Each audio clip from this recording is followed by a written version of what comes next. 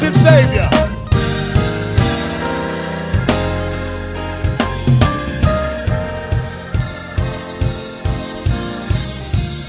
Now I want you to hear me. Not that anything is wrong, but I want you to understand the mechanism behind what you do. When you come to praise and worship and you praise, imagine all the saints as flour. Imagine the drum as some salt. Imagine the keyboard as some baking powder. Imagine the organ as some milk. The flour is the substance. If you put as much salt as in the cake as you do flour, the cake comes out salty. Music accompanies the worship. They're the flour. And so you want to have the massive of the people and you accompany them. So this morning I want to hear voices. Praise him. The whole church, come on everybody, let me hear you. Everybody praise him, come on. Oh, Jesus, blessed Savior, come on. Blessed Savior.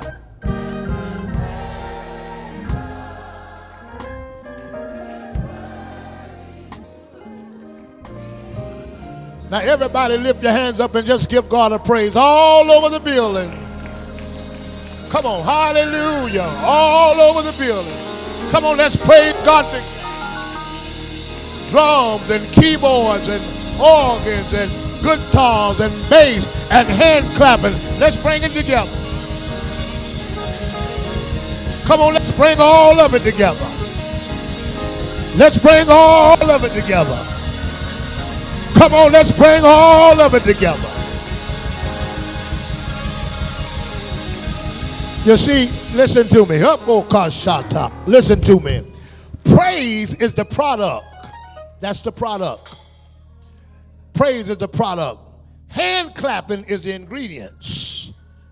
Jumping, shouting, and dancing, keyboard, that's the ingredient. So if I can put all of that together, we can have a praise. So if I can get everybody in the building, look at somebody and say, put your little bit in. Tell somebody we finna create a praise, but I need your ingredients. Come on here. Listen, I know y'all used to doing it a certain way, but God said, I want you to do it a certain way. I want you to do it different because I'm getting ready to do something different.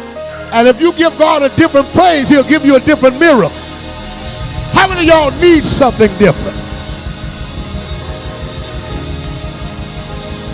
Look at somebody and tell them I'm getting ready to switch it up on the devil. Sabahasha. Wobashata. That's right, Brother Bam. That's right, Brother Bam. You go ahead and do it. Praise him then, Brother Bam. Oh, glory. Look at somebody next to you and tell them we need your ingredients. We're going to get some deliverance, but we need your ingredients. Amen. On the count of 3, I want everybody to put your ingredients in. 1, 2, 3. Come on, everybody. Come on, somebody. Give him the glory. Give him the glory. Give him the glory. Give him the glory. Now, just before I go in my message, I want you to grab somebody next to you, look them in the eye and say, neighbor, there's one song that pastor won't have to sing this morning. I don't know what you come to do. He don't have to sing that this morning because I'm getting ready to tell you and show you what I come to do. Let's set the record straight right now so you don't even have to sing song. I come to praise the Lord. I come to lift him up. I come to give him the glory. But turn around to that same person, say, do it then. You did all that talk, now do it. Hallelujah. Come on, somebody. Praise him. While you're praising him, look here. Look here. If you all keep on praising the Lord gonna heal those legs. I say it's already done. Somebody say glory. My. Say glory. Come on, y'all follow me. Glory. Ooh. Hallelujah. Come on, I'm going to say glory and you say hallelujah. Glory. Glory. Glory. Glory. Glory. Glory.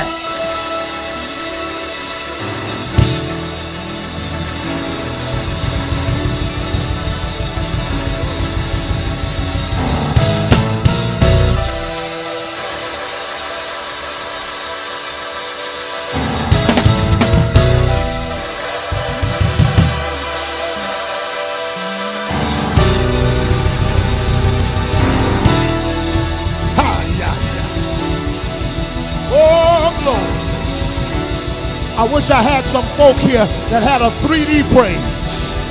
My God, you already healed. It's already done. Come on down here with me. Come on down here with me. Let me lay hands on you. Hallelujah. Praise the Lord. My.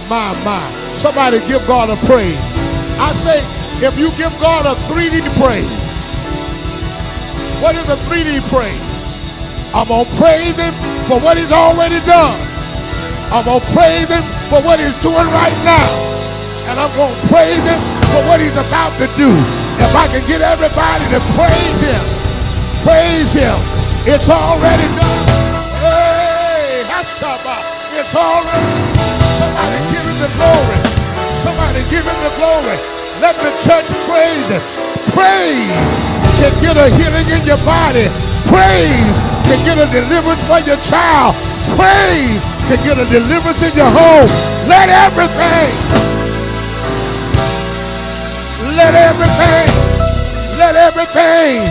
that have breath praise the Lord. Put your hand together all over the building. Magnify him, magnify him, magnify him, magnify him. Somebody praise him. Somebody praise him. Somebody give him glory. Somebody, can somebody glorify? Can somebody glorify? Somebody ought to praise him. The Cain one way, like God. I said he's able. I said he's able. Come on, saints. Praise God while something is happening. Praise God while something is happening. Praise God for sugar diabetes leaving out of your body. Praise God. Kidney failure. Praise God.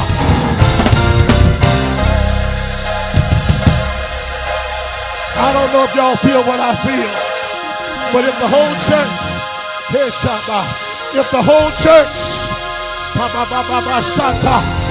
God, it's getting better, Bishop. If the whole it's getting better. My God, look at what God is doing. Can the whole church praise? Oh,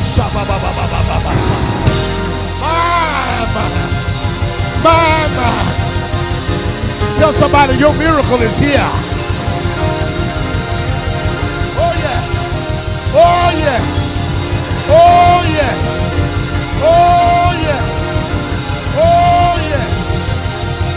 Praise him. Praise him. Praise him. One more time. Everybody put your hands together.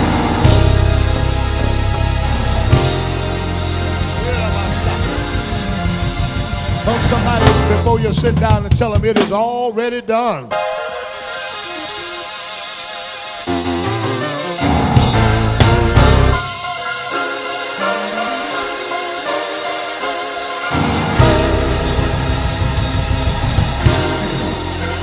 Hug somebody, tell them it's already done. Sister Hazel, healing is coming in your body. Healing is coming in your body. It's already done. Woo. It's done. It's done. It's done. While you're praising God, your miracle has already happened. It's already done. Woo. Already done. done. Already done. Already done. I'm already healed.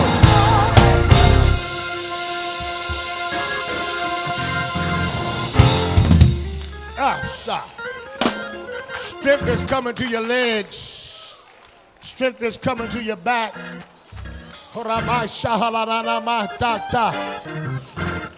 I want to tell y'all something. I want to tell you something. There's some people that came in the building. They're not in the right spirit, they're in the wrong spirit. But I'm going to tell you something. Some of y'all, been in the wrong spirit a little while. But this morning, you don't matter. That's the reason why. It's a time that you got enough water that you can put in tea that you can dilute it. When the saints get into a praise, the negative folk don't matter because you dilute them. So this morning, all you negative folk, you have been diluted. There's enough anointing here. Your itty bitty attitude don't matter. You've been diluted.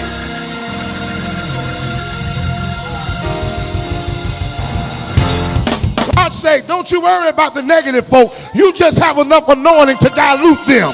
Don't you worry about people who rolling their eyes. You just have enough anointing to dilute them. So this morning, let's dilute what the devil is trying to do. Put enough praise in.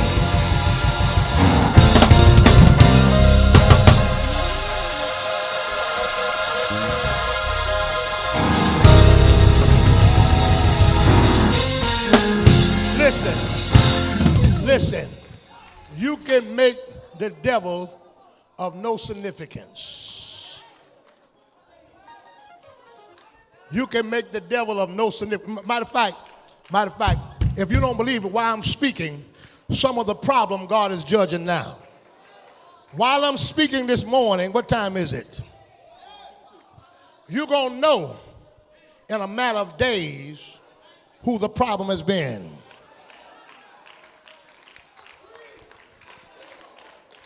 In a matter of days, something gonna happen. To identify some of you that have come intentionally with the wrong spirit to block the move of God. The hand of God is walking in today.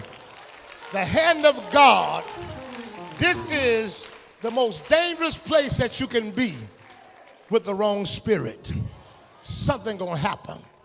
Hear me when I said, because God is shifting us to another direction. He's shifting us to another direction. And it won't be by power or might, but by the Spirit of God. Mark it down today at what time I said it. Amen. Somebody ought to give God a praise and say thank you. Go with me quickly. It has been spoken, and I've done what the Lord said. Here's shot. My God, look at Bishop Johnson here. My God, hallelujah. Praise the Lord. God has done something. God is working. Amen. Somebody ought to praise God.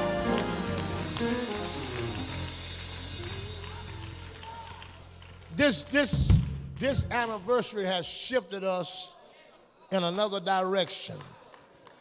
It shifted us in a positive way into what God is doing.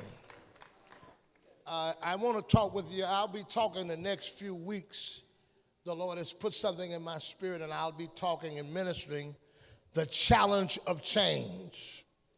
The challenge of change. And I'll be talking about the pastoral relationship, members' relationship.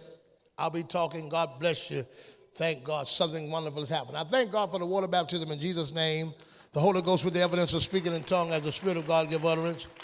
For abiding steadfast in the apostles' doctrine.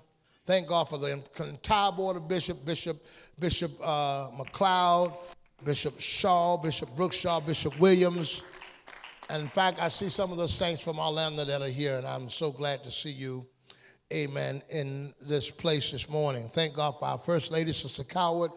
Let's give the Lord a hand and praise for her. And all of the ministers of the gospel. The challenge of change. In the book of Genesis chapter 15 and 13, first let me explain Moses. Moses had a task.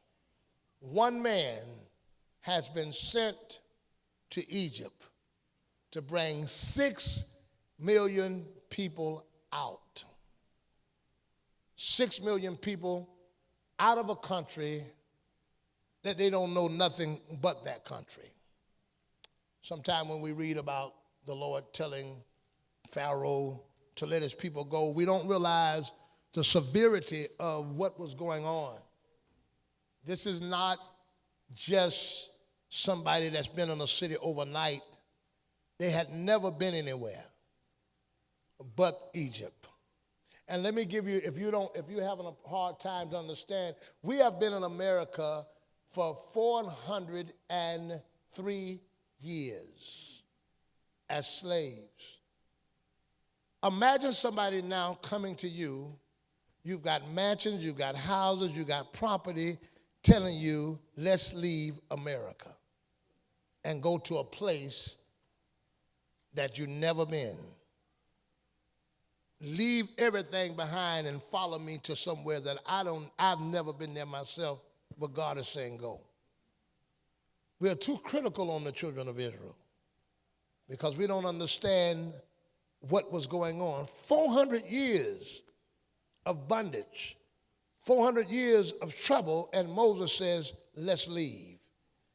Genesis chapter 15 and 13, and he said unto Abraham, know of a surety that thy seed shall be a stranger in a land that is not theirs, and shall serve them, and they shall afflict them 400 years, and also the nation whom they shall serve I will judge, and afterward they shall come out with great substance. You may be seated. Moses met challenges. Let me tell you what was going on in Egypt first. They were being bitterly beat, whipped. Go to the book of Exodus chapter 1 and 11. Therefore they did set taskmasters to afflict them with all their burdens, and to build for them Pharaoh treasures, cities, pythons, remises. But the more they afflicted them, the more they multiplied. This was the condition. They were taking their children, trying to kill their children at birth, their male children. It was such a bad situation that whenever the children were born, Miriam had to actually hide Moses. Her mother had to hide Moses because they was killing babies. This is how bad the condition was in Egypt. And God is sending Moses to tell the children of Israel that I want you to leave. This was challenging because trying to get people out of a mindset, one man trying to get 6 million people to change their mindset and come out of particular Egypt is a task. And I find myself as a pastor challenged. Because me too, I have the task of not taking 6 million. I know the task that he has. But transforming the mind of many people sometime who think a certain way and have thought a certain way their whole life that's been unproductive. Many people who are bound to their own sociology thinking. Many people who are bound to their ideas. Many people who are bound to their concepts and yet not productive. And to try to get them to change, to get folk to change from having attitudes with each other. To get folk just to struggle to get folk to understand simple principles like being on time. To get folk to understand simple principles like supporting the ministry. Simple principles, things that are very simple principles like when you get attitude, you just don't cop out and back up. Simple principles like that. So if Moses had a problem with 6 million, I can imagine and I have sympathy on him, I can imagine with 500 or 600 the problem that I have, how much of a problem he had with 6 million. Changing their mind. Many of you have not been productive in life, not productive in business. To get you to understand that you need to pay your light bills and not your weave, that's a mindset.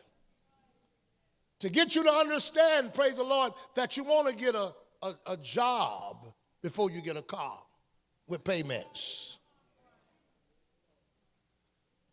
To get you to understand simple principles, that can be challenging.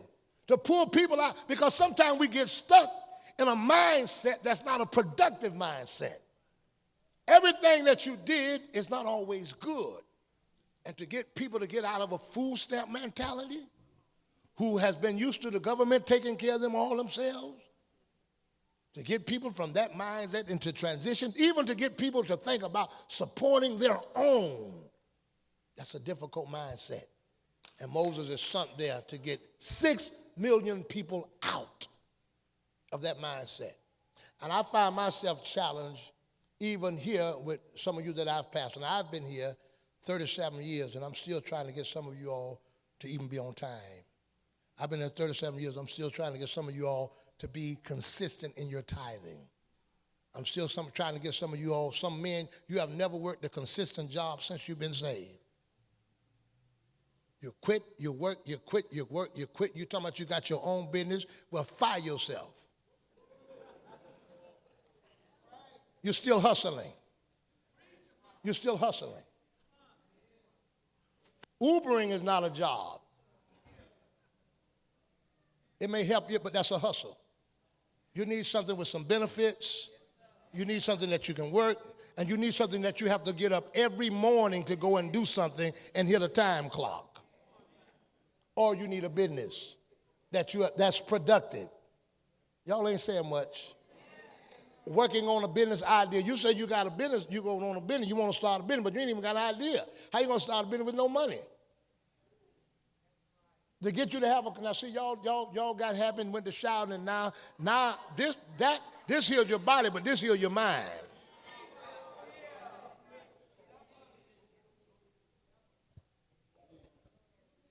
Moses' problem was not Pharaoh. Moses really wasn't afraid of Pharaoh. It wasn't his problem. When God told all this stuff to Moses, Moses knew the mindset of the people.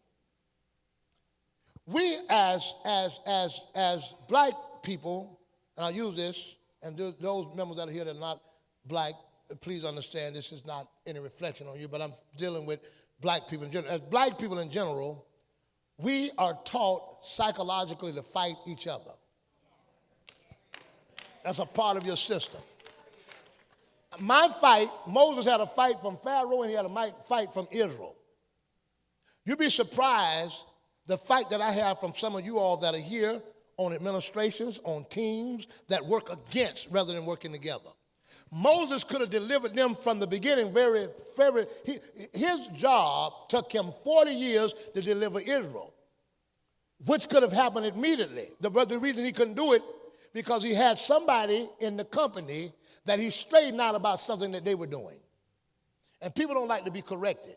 And people will get an attitude with you when you're corrected. There's some of you all are mad with me right now because I corrected you and straightened you about issues. You have, and I'm going for everything today. You come in church, look, listen. I have prayed for you when you were sick, cast out devils out of your demon-possessed self, help many of you when you're down, and you're going to get an attitude with me because I correct you about your behavior. I done raised you all your life. You're going to get an attitude with me because I correct your behavior, son, you didn't wrong, to try to help you so you won't be a fool, you won't kill yourself. But you get mad. Moses is out here trying to deliver them, and these two idiots are fighting each other. They're finna kill each other. And Moses stops them and say, hey, you, don't beat him up, that's your brother. Don't stop him, that's your brother. Don't kill him. Don't do it. Stop fighting internally. Stop fighting your brother. And in the midst of that, listen, go to the book of Exodus chapter 2. I'm in the book now. Amen, I'm in the book. I hope you got your dance in. Exodus 2 and 12. All right? 2 and 11. And it came to pass in those days when Moses was grown that he went out unto his brethren and looked on their burdens, and he spied an Egyptian smiting a Hebrew or one of his brothers. Now, Moses didn't have to do this, first of all. Let's get this right. Moses didn't have to do this. Moses had been taken from his mother, raised by the Egyptians. He was raised with the silver spoon in his mouth and was the next person in line. All Moses had to do is wait for Pharaoh to die, and he would have been the one that was the head over Egypt. But he couldn't wait because he saw somebody beating up one of his brothers that he wasn't even raised with, but he looked like him. And he knew their struggle, and he tried to stop him from beating his brother. So he killed a man and hid the body that he had killed. trying to protect an Egyptian, a Hebrew Israelite.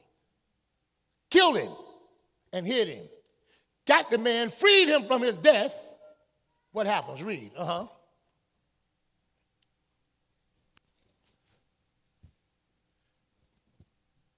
And when he went out, verse 12, and he looked his way and that way, and when he saw that there was no man, he slew the Egyptian and hid him in the sand. And when he went out the second day, behold, 2 men of the Hebrews strove together, and he said unto him that did the wrong, wherefore smotest thou thy fellow? And he said, who made thee a prince and a judge over us? First there's jealousy.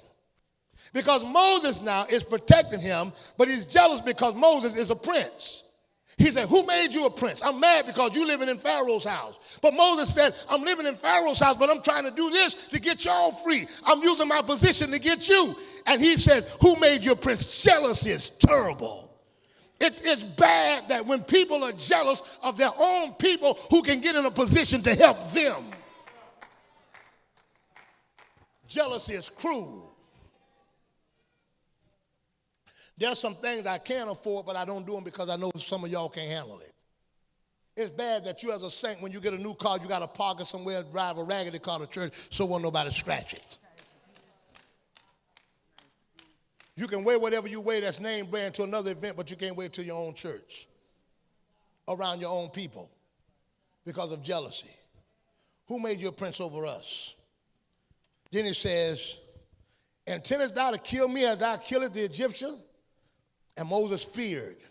And they reported that to Pharaoh. And so what put Moses on the run was Pharaoh heard that he had killed somebody, and Moses now has to run. And Pharaoh said, if I get him, I'm going to kill him. So their deliverance was delayed 40 years because of their jealousy. They could have been out, but 40 years delayed because now the man that had the power to deliver them had to run.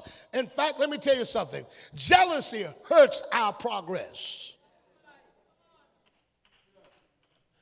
Joseph, if he had not been sold to Egypt, all of the wealth that Egypt had, they would have had because they sold the dreamer.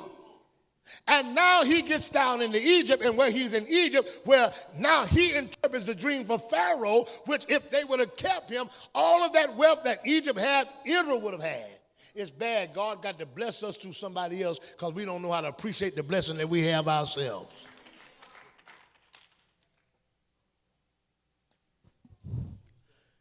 These are the people that Moses is sent to. And in the book of Exodus chapter 3,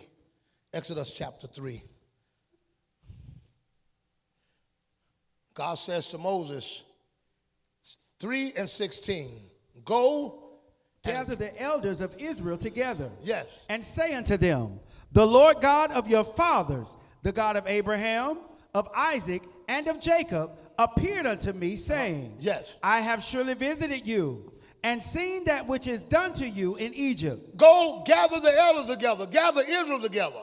Get verse 4. As bad as Pharaoh was, Moses is saying in Exodus 4, read.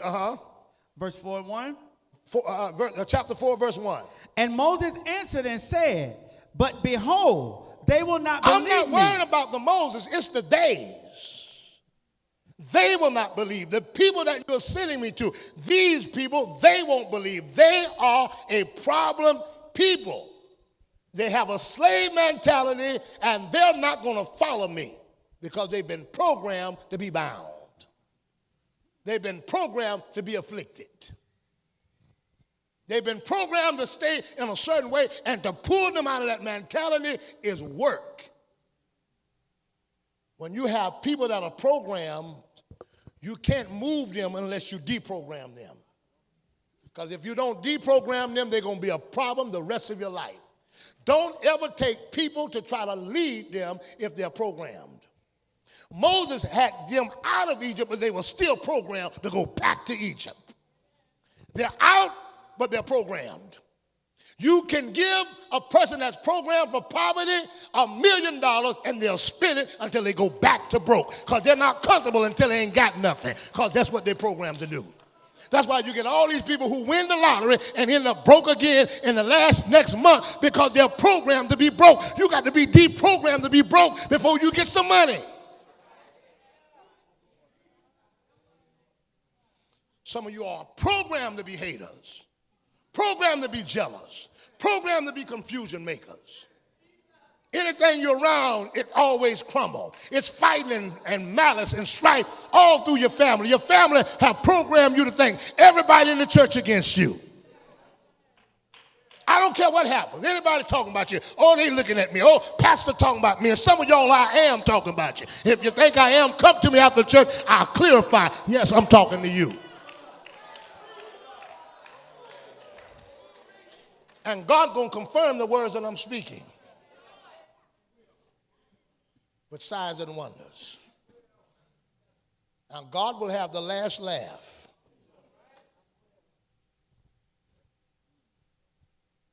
God will sign off on it. Programmed people will always revert back to their bondage.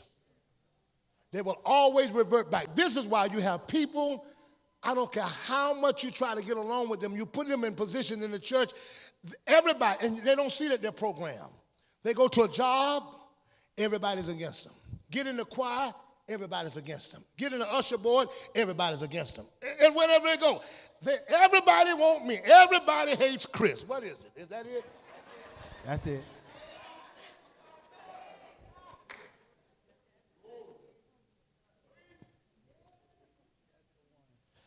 Your house, your family will program you. Hear the children of Israel out. They've seen the deliverance of God. They are miles away from Egypt, and the first thing something goes, let's go back to Egypt. Let's go back to Egypt. When you've been delivered from drugs, you're programmed when something hits you. Let's go back to a joint.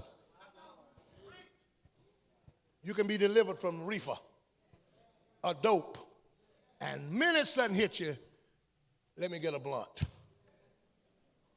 You're all right until a trial comes. Let me get a drink. Because you revert back. Because you don't know how to deal. You're programmed to go back. God, please deprogram me.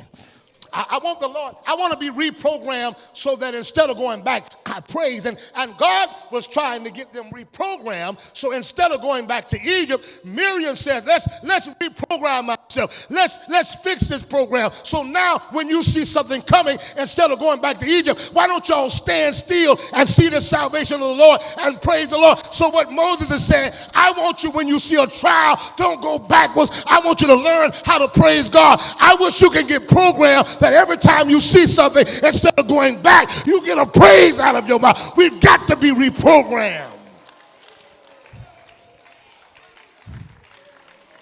I too, like you, every time I saw something, put my head down in gloom and got down. But boy, when I got reprogrammed, and I understand when you see something coming against you, you lift your hands and praise God. In fact, some of you all need to reprogram right now that's going through something. You ought to write down what you're going through. You walked in here with your head down and depressed, but I think you ought to reprogram. And today you tell the devil, I'm going to reprogram myself. And I know I'm going through something, but I'm going to praise God. I'm reprogramming myself.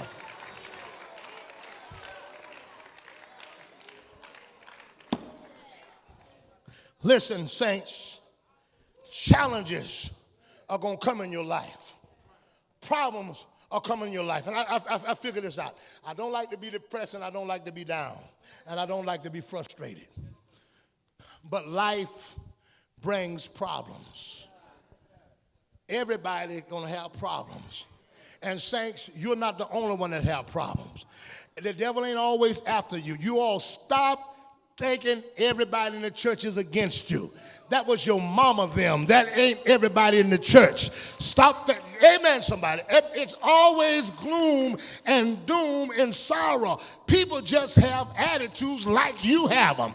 They didn't just get up this morning and say they was going to come against you. It's just they have problems like you have problems. But I've learned how to praise God in spite of. I've learned how to find a way to deal with life's crisis instead of going back. Stop quitting every time something happens. I'm going to quit because it's hard. My God, you ought to say to yourself, I'm going to be programmed that when things get hard, I'm going to get harder. When things get tough, I'm going to get tougher. Or you will always find yourself copping out,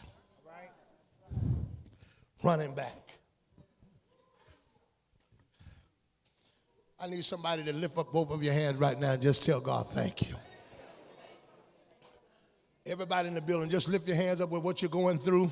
I know the devil got you in gloom and sadness and sorrow, but I want you to just lift your hands right now with everything that you're going through and just praise God out of your mouth. Give God the glory. Everybody in the building, just give God some thanks and tell the devil, I'm not going to have a down day.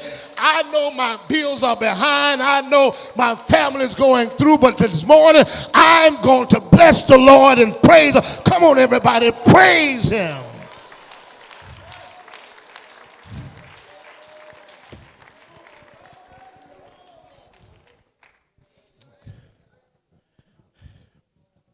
The first challenge they had was how they saw themselves. How you see yourself determines how you respond to other people. God never looked at Israel as a people in that particular phase. He looked at them as an army.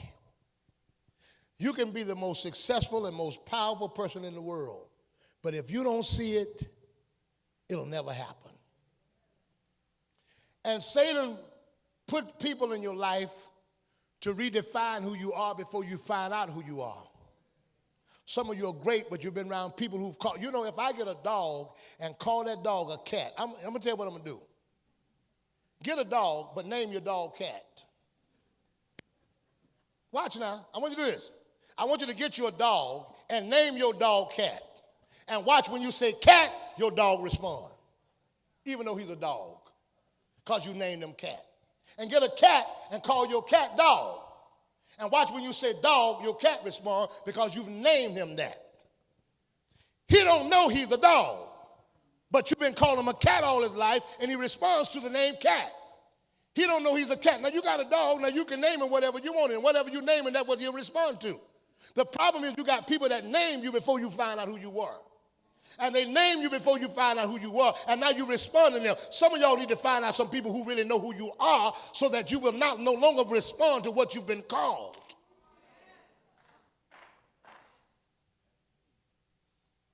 And if you never run into somebody that tell you, even though they named you Cat, you're a dog, you'll be all the dog that you want to be, but living like a cat.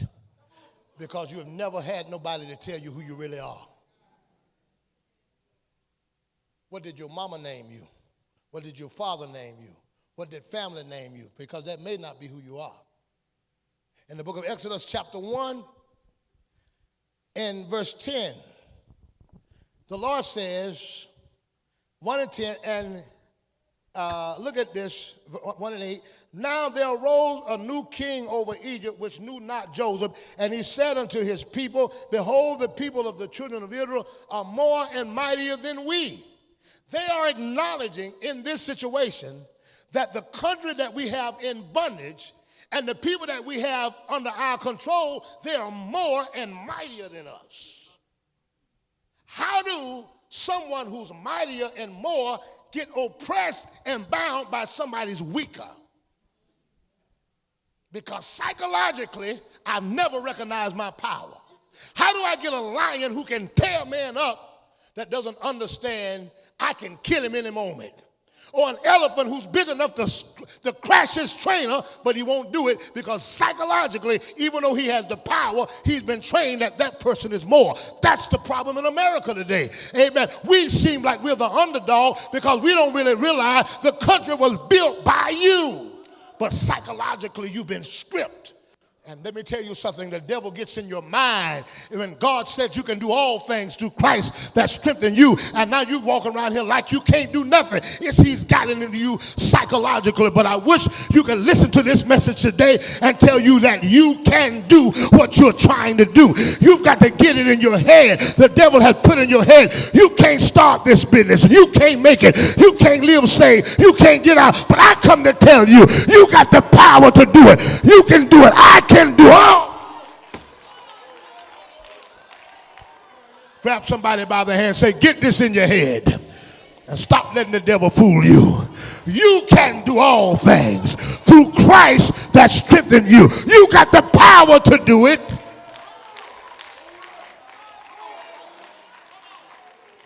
You can break drug habits. You can break addictions. You can break poverty. My God, how about somebody said, I can do it, I can do it. All you got to do is get that demon out of your mind that says, I can't, I can't, you can't, you can't. Open your mouth and say, I can do it.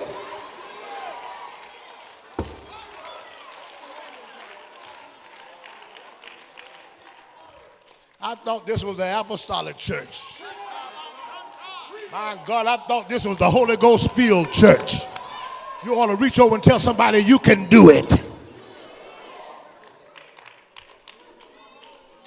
They're more and they're mightier. But the psychological aspect, you can weave addictions. You can break alcoholic addictions. You can break poverty. You are the head and not the tail. You can do it. Stop letting the devil psychologically tell you you can't. I got so much on my plate. Well, get a bigger plate, honey. Praise the Lord. I got so much I got to do. You can do this. I need somebody to get victory in your mind and praise the Lord and tell God, thank you. I like to watch these little clips that pull up on my phone when it comes down to animals. And I watched a clip the other day, and they had a bear. And the man was hitting the stuff, and the bear was moving. And that man hit, and I guess that bear thought about it. He hit again. That bear looked at him, and looked like he looked at himself. It looked like he said, man, I've been in here fooling around with this guy all this time telling me what to do. And I'm a bear. And boy, that bear got that brother, and he tore him apart. He had him shaking like he was shouting. Boy, there's a demon that's been bothering you and telling you you defeated. Boy, I done found out I got the victory. I'm finna put something on the devil. I'm finna go get my property. I'm finna go get my house. I'm finna go get my business. I'm getting ready to get my children and say, I done found out I got the power. I done found out greater is he that's in me than he that's in the world.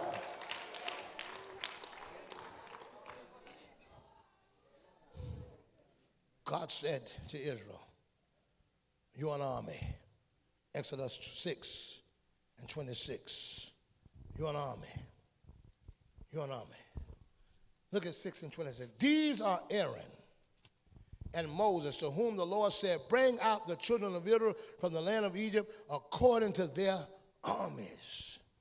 What? God never looked at them as a weak people. He said, you all an army, and you don't even know it. You got victory, and you don't even know it. Hallelujah. Somebody ought to lift your hands up and say, I have the victory. Hallelujah. Oh, if you stop looking at yourself as insignificant and look at yourself from the view of God. Bondage is about the bondage of the mind first. You see, let me give you this. Go to the book of Exodus chapter 14. Hallelujah. Hallelujah.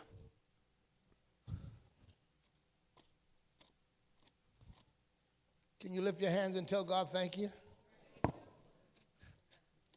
Reach over and tell somebody real quickly, tell them you have the victory in spite of what it looked like. Tell them you have the victory in spite of what it feel like.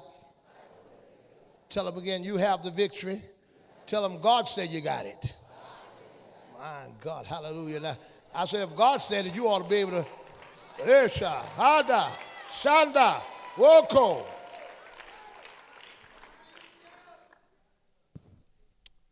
There are two areas that God had to deliver Israel. Give me the book of Exodus 3, and I want 7. And the Lord said, I have seen the affliction of my people which are in Egypt, and I've heard their cry by reason of their taskmasters, for I know their sorrow, and I am come down to deliver them from the hand of the Egyptians, and to bring them up out of the land, out of that land, to bring them up. So when we look at Israel's deliverance, we only focus on them coming out of the land of Egypt. But before they could come out of the land of Egypt, he had to deliver them from the hand of Pharaoh. See, the hand is the mentality. Look, and the Lord said, what verse 3? And I am come down to deliver them out of the hand of the Egyptians. See, you got the hand of the Egyptians and you got the land of the Egyptians, which are two different things. You can't get delivered out the land unless you get delivered out of the hand. There's a mentality that they had to get free from first. Even to make an effort to leave, he had to deliver them from the hand. So God said, this is what I got to do to you. Guess what? I got to show you my hand. I watched them playing cards yesterday, and folk had hands. And cards is about who has the better hand. So they say, what would you call it in a card game? Your hand, right? So what happens is Israel is looking at Egypt's hand.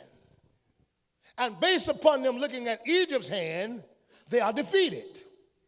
That's why every miracle God did, it was with his hand. Moses, let me throw out a card. and the card game is about different people throwing out hands and having a better card. Come on, y'all. Come here, son. Come here. See, you come over here. When we talk about the hand of the Lord, we're not just talking about a physical hand. We're talking about his hand. God got a set of cards, y'all. Come on over here. So God, and get on that side, God and Pharaoh had a card game.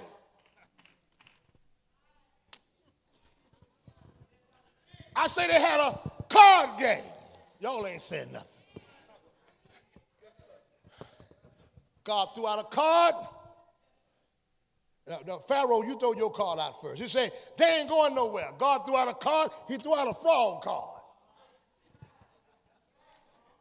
He threw out the frog card, amen. He put all over Egypt. Praise the Lord. Hallelujah. Flies came everywhere. Amen. God said, all right, I got that one.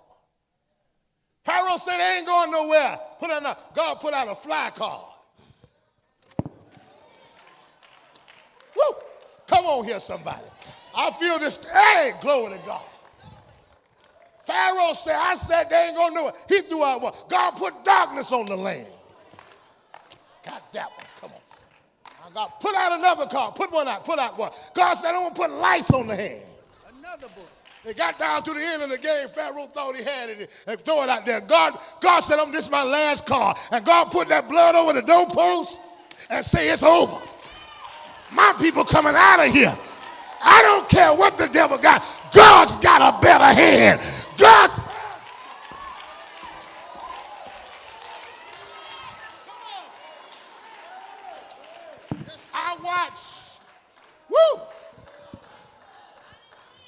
I watch some of y'all. See, I ain't playing cards. This is against the devil and God.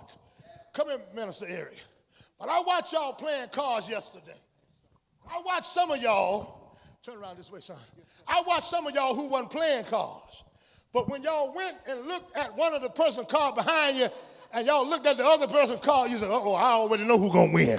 What I done got behind God's shoulder. I done looked at his card. Don't worry. We got this.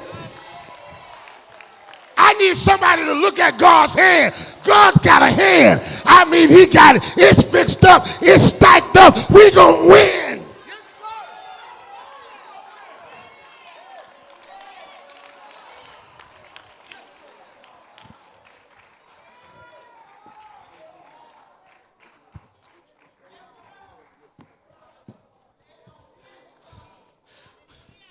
You ought to tell somebody I ain't even got to watch the whole game. Let me go get me some Kool-Aid and some cookies and come back. All I got to do is let them play it out because I already know who won. Just wait it out. You already know you got the victory. I wish somebody would give the Lord a hand praise if you already know you got the victory. Come on here.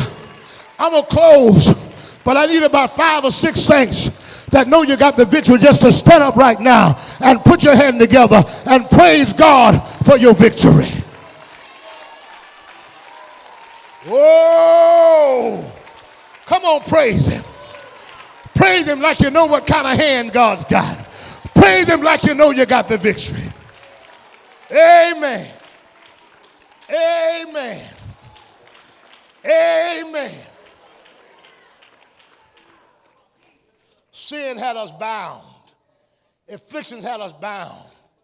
Habits had us bound. Amen. Conditions had us bound. And everything was good. Satan thought he was winning. But when Jesus put in his hand, y'all hear me here? I said Jesus went to Calvary and put in his hand.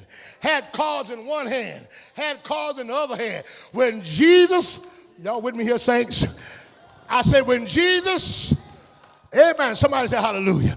When Jesus stepped in, hallelujah, when Jesus died on Calvary, when Jesus put in, next time the devil bothers you, show him your hand. Devil, I just want you to see my hand. Next time sickness comes, he was wounded for my transgression. Devil, you want to see my hand? And then I got another hand. Moses was losing the battle, but when he put his hands in it, my God, I wish somebody knew what would happen if you just put the good hand in.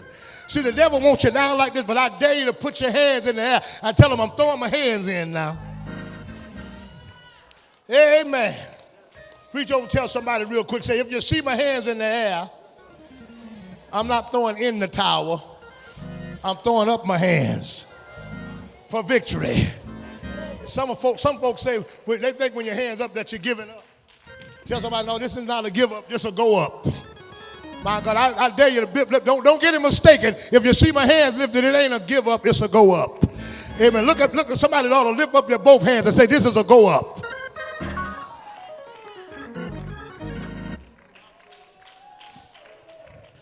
Seeing themselves. The first challenge is the second challenge in this Exodus 14. I'm getting out of the way. Exodus 14. And when the Pharaoh drew nigh, the children of Israel lifted up their eyes, and behold, the Egyptians marched after them, and they were so afraid. The next problem was what they saw. That's the next challenge. What they saw. Not just what they saw, but what they saw behind them. One of the greatest problems of your future is the mistakes that you've made in your past. Satan always likes to use what you got delivered from to make you feel like you got to go back.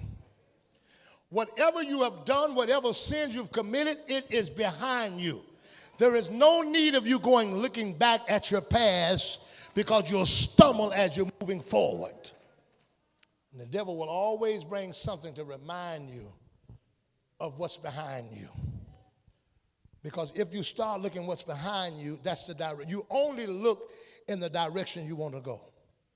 I have learned how to position my head where I want to go.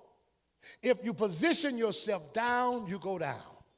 I will lift up my eyes. You ought to try that sometime. I see some of you all, you walk around so gloomy. Learn to walk with your head in the air. You walk down too much, even in your daily life. Walk with your head in the air, not in arrogance and pride, but I'm a winner. I'm not going to look down. Anytime God gets ready to deliver somebody, he said, look up. Lift up your eyes to the hill. This morning, everybody ought to look up and say, I got victory. Walk around with your head in the air, not in arrogance and pride, but I'm victorious. Lifted up their eyes and saw what was behind them. The second challenge they had was there was no water. they ran out of water. And when they ran out of water, the first thing to do, and this is something that I want you to understand, saints. When God is trying to wean you from dependency on the wrong sources, there's a challenge that happens. See, they thought it was good because the Egyptians gave them water, the Egyptians gave them food, but they couldn't eat what they wanted. See, some of you all are okay with the government giving you your money, but you can only eat what they want you to eat. And your check is limited and you can't get any more. So you think you're good, but you don't even know you're limited. So the first thing they do when they ran out, they're mad, they're upset because they never had to get water for themselves. But that's how people do that, own themselves. When you're a slave, your slave owner has to take care of you, but when you're free, you got to take care of yourself. And so they're mad because they've never had to take care of themselves. You got people today, children who are mad at their parents because they won't pay their light bills. Children who are mad at their parents because they won't pay their car note, and they are really mad with them. But there's a time you have to teach your children to take care of themselves. So between that time period, it's uncomfortable because they will get their check for $1,000 and expect you to pay their light bill. And they got plenty of money. They'll get their money, and see, if you don't teach them dependency, they'll get mad when they have to take care of their own responsibility. And the children of Israel are mad because they have to take care of their responsibility. But liberation comes with taking care of yourself. So you want to be free and you want to be grown, but you don't want bills. It don't match. You can't get out of Egypt and still expect for Egypt to take care of you. You can't get out. Y'all, I ain't got much for you. You want to be grown and get your own place, but you want me to still pay your light bill. No, it don't work like that. When you liberate, you also take the responsibility of liberation. They wanted liberation without responsibility.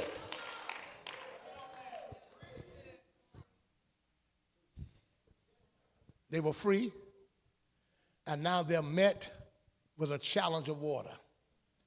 And the first thing they say to Moses, let's go back. We had it better over there. Better is not always the best. See, you want better, I want best. Some of y'all have settled for better.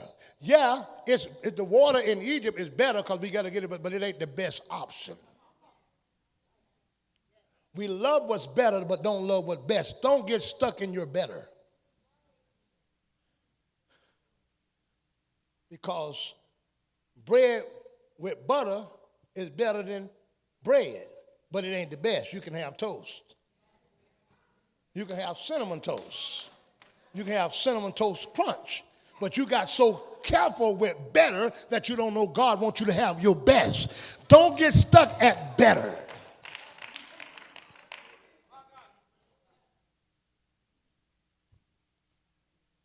So when they get out there, they say, let's go back to Egypt. Moses fixes that problem. God provides water. Next challenge they meet, there's no food. When there's no food, they cry to God again. We need food. We need something to eat. And it's the way, let me tell you, it's the way that people respond that have an Egypt mentality. It's the way they respond. People will go down to the food stamp line and cut up. It's not the food stamp, it's the way you cut up a bottle. Where are my stamps? It's the first and my stamps ain't here. I'm going to turn this place up and down. First of all, you didn't work for them stamps. The government is doing you a favor, giving you them stamps. You giving out free food at the mission, and people come down to the mission like they want to beat you up. What kind of chicken is this? Oh, this ain't no name brand chicken. What? You down at the mission, you don't care what the chicken name. You just got some chicken. Whether it's a cross your leg chicken, a chicken with one arm, a chicken with a backwards wing. Well, listen, we giving this away free. How you going to argue with me by something free? They're giving you free tater chips you're talking about, but they're not barbecue. They're free. Go get some barbecue sauce and put on them if that's what you want. I just gave you something free. It's the attitude that people have, almost like you're obligated to do something. People get mad with you about, now see, that's the mentality. They're not appreciative, so they're coming to Moses. Get us some water. Get us some bread. You brought us out here. You know, there's a mentality that even saved people have when it comes down to church. There is a church mentality. First, let me see this. I want you to get this. Church folk feel like, I'm coming to church, and pastor, if I don't show up to church, I didn't come because you made me mad, and I ain't coming. I ain't come because, y'all, listen, let me tell you something. You missing churches about your soul. You going to hell. You ain't doing me.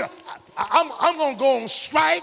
I ain't going to give them no offering. That's going to be you around there cursed. They get mad at you because you're going to get mad at me and stay home with me because you didn't like the message that I preached. That's you going to hell. And when you line up for hell, I'm going to say, God, I made her mad. She didn't go to church, still right on the hell. You don't get mad. You listen, God is doing you a favor. We don't come in here for pastor. You don't come in for me. I was glad when they said, let's go in the house of God. You don't get mad with me and stop coming to church or get mad with brothers and sisters. Church is not about them. It's about him.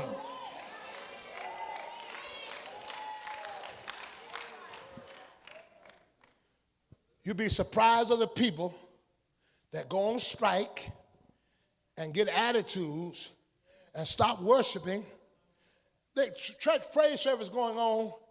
People walk in the church like they got an attitude with the whole church and God. Praise service going on, and they don't like who playing the music. They don't like who's singing. Some of y'all don't like nobody or nothing. And you're going to sit down and not. Praise belongs to God. Praise don't belong to Pastor Cowart. Praise don't belong to the musicians. Praise belongs to God. You rob yourself when you don't praise God. The Lord said, let everything that have breath praise the Lord. Somebody in here ought to praise the Lord. I don't want your praise. It don't belong to me. And then some of you find yourself in trouble. Some of you find yourself in sicknesses. Some of you find yourself in diseases. You got to learn how to praise God. Praise belongs to God. They're out there in the wilderness saying to Moses, we're going back. I could have been Moses. See, he was the meekest man on earth. I'm meek now, but I don't think I got Moses, because this is what I told you. I say, here, look here, Negro, let me see your back. You see all them whips you got on your back? You're going to get all the whipping you want. Negro, I done came down here and spared my 40 years of coming down here with you, and you talking about you want to go back. I'm going to give you gas money to go back. See, that's the mindset that I have. Sometimes I think God look at y'all like that. I ain't going to do this. Listen, God said, man, I didn't have to deliver you from crack. I didn't have to deliver you from sickness. I didn't have to deliver you from disease. You want to go back in the world because you mad? Well, go back and get your pipe and dry yourself up and sell your mama TV then. You like, I saved you, and you're going to get mad with me because I don't heal your body. I don't give you something. The Lord saved you. You ought to praise him. He don't owe you nothing. He protected you, saved your children, saved you from death. You ought to praise him.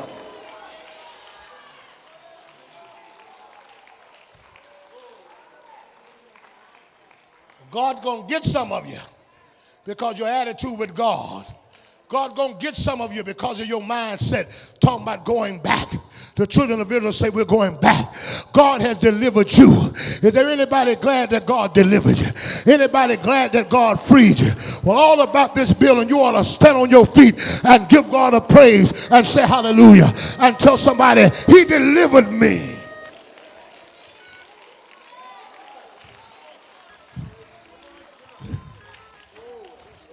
We told tell somebody I ain't going back. Oh, God. Look at him and tell him I ain't going back. My God, tell somebody he's been good to me. He's been good, too good, too good, too good, too good. Somebody just praise God in the bill. I'm closing, but praise God. Praise him right here. Tell somebody God don't owe me nothing. God don't owe me nothing. Glory. Look at somebody and tell them God don't owe me nothing. Tell him he don't owe me a car. He don't owe me a job. He don't owe me no money. He don't owe me no explanation. He's God. And I'm going to praise him because he's God. Let me get a few minutes of somebody to praise him and tell him glory. Tell somebody real quick, my praise isn't about you, but it's about him. I'm closing, saints, but just a few minutes, just think about the goodness of God and give God glory for all that he's done.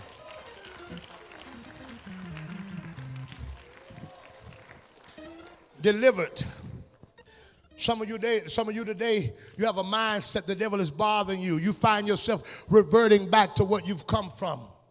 Going back, struggles. Drug addicts and those that were on drugs and those that were, the devil will bother you. I had a young man that experienced something not long ago, and just a challenge in life pushed him back over the edge because we are taught and programmed. And let me tell you something. I want you to hear me. There is something coming in your life. There is a trial coming in your life. You need to reprogram before it comes. I have watched people get cancer and backslide. I've watched people have deaths in their families and backslide because their program, it just throws them all off. Liberated. Liberated means more than physical. We are all right until something hits us. Let me give you this last scripture, and this is the book of Exodus chapter 3, and I'm going to get out of your way. Exodus 3, and I noticed this. 3:8, and I'm come down to deliver them out of the hands of the Egyptians and to bring them out of the land of Egypt unto a land, unto a land flowing with milk and honey. I want you to get and to bring them up, out. And then he says, unto a land. I want to deal with up, out, and into. Moses' job was not just to bring them out, but to bring them up. They got up while they were still in it. The problem is you need to know how to get up in what you're in. You can't be down in what you're in and get deliverance. You see, anytime you're ready to leave to go somewhere, you got to get up first. We got to learn how to get up in what we're in. We are down in what we're in. We're depressed in what we're in. We're overwhelmed in what we're in. But you got to know how to be in a bill problem, but up. In sickness, but up. When the children, when you look at, go with me quickly. We talk about the 3 Hebrew boys. Go quickly. Go quickly. In the book of Daniel, chapter 3 and 23. And these 3 men, Shadrach, Meshach, and Abednego, fell down, bound into the midst of the burning fiery furnace. They fell down. They threw them down. Are y'all with me? Did it say they fell down? But in verse 25, it said, and he answered and said, lo, I see men loose walking. They were put in the fire down. You got to learn how to get up in your fire. The problem was, the reason you're not delivered is because when they threw you down, you stayed down. When you went down, but you can be up in the fire.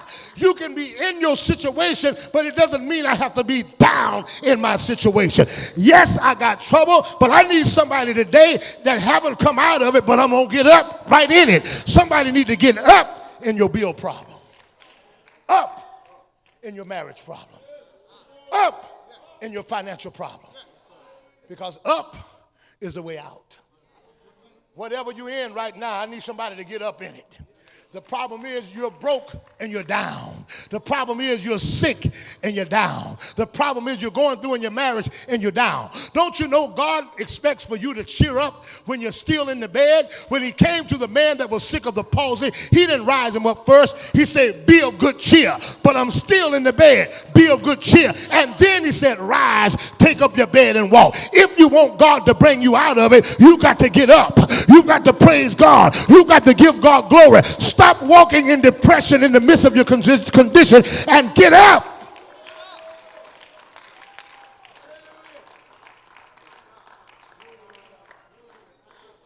I need somebody that's in something right now to say, God, you may not bring me out today, but I'm going to get up. I need you to get up. I need you to praise up. I need some people that ain't got any money in your house, ain't got no food, even your rats finna leave. I need some folk that your rats say, I ain't staying over here no more. Ain't nobody got no food. I'm moving next door. I need somebody that your roaches say, man, they must be on strike in this house. I want somebody here, you so poor that your rats done picked up their luggage and say, we going next door. I'm tired of eating crumbs. Amen. Get up in the midst of your situation and praise God. I tell you what, if you get up right now and praise God, he'll bring you out. Shando koshete hando la bahande komashia. God told the children of Israel. He told the children of Israel. Say, y'all coming out tonight. Y'all coming out of Egypt. I'm going to bring all of you out. But this is the one thing I want you to do before you get out. I want y'all to get up. Amen. Look at somebody and say, get up, dress up, and let's leave. God told the children of Israel, say tonight, y'all get dressed before you go to bed. Get your clothes on. 12 and 35, and the children of Israel did according to the word of Moses and borrowed of the Egyptian silver. And the Bible said he told them to eat the bread. They had Passover. Eat it with your clothes on. Go to bed with your shoes on. That night when they got ready to leave Egypt, everybody was fully dressed. Amen. Because God wants them to have preparation to come out. So God said, dress up. I want you to put on your shoes. Put on your stasis. Amen. Sisters, praise the Lord. Put your hair in. Amen. Get your staff in your hand. Put on your stockings. Y'all with me, saints? Amen. Let's dress up because we finna come out. Amen. And I want to tell you tonight, you need to put on your dress clothes because we're getting ready to leave out of Egypt. Amen. Tell somebody it's time to dress up. Glory. You know when somebody coming to pick you up, you can't expect going somewhere and you're still in the bed. Amen. You can't expect to go anywhere you're still in a bed of depression. You can't expect to go nowhere and you're still in a bed of Zoom and loom. I've come to tell you, wake up. My God, we're getting ready to leave. Get the person next to you and say, wake up, dress up, let's go.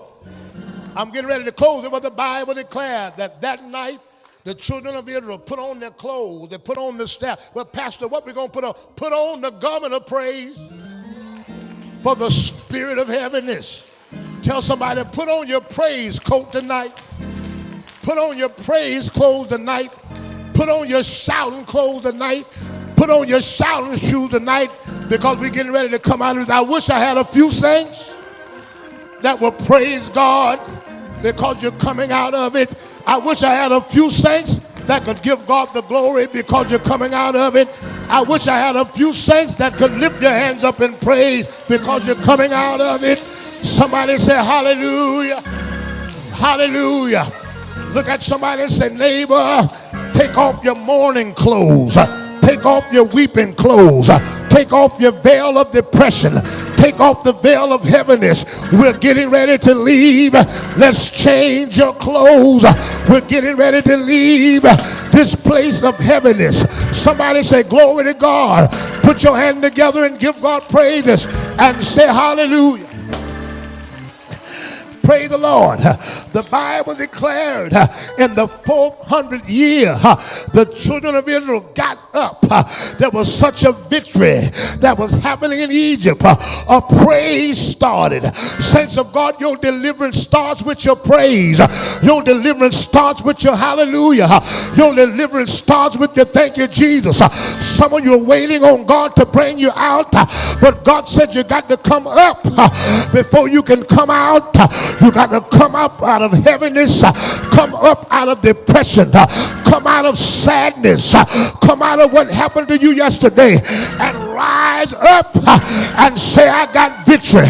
Rise up and say to yourself, because many of you today, you deal with depression, you deal with heaviness, and the devil depresses you as a means of keeping you in, because the devil understands that you can't come out unless you get up, and so his job is to weigh you down and keep you heavy and keeping you crying so that you won't get out of it. But saints of God, you've got the power to come out of what you're in. All God is looking for is a praiser. All God is looking for is somebody that don't have their head hung down, but somebody who's got their hand lifted up. Can you say glory? Hallelujah. I can remember, praise the Lord, sitting in the classroom, and while we were in the classroom with our teachers, it was custom. We could sit down all day and the teacher wouldn't say nothing to us, but they taught me in school, if I wanted my teacher's attention, I had to raise my hand, and the teacher would be walking everywhere and ignoring me. But when I raised my hand, it drew the teacher to my desk. The reason he hasn't come to your rescue, you won't raise your hand. You'll sit there when you're going through hell with your arms crossed. You'll shoot birds, you'll wave at your friends, but you won't raise your hand. If you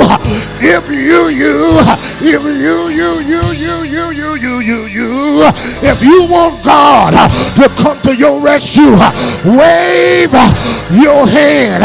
You need him in your house, you need him on your job, you need him for your children, you need him for your health. Raise your hand.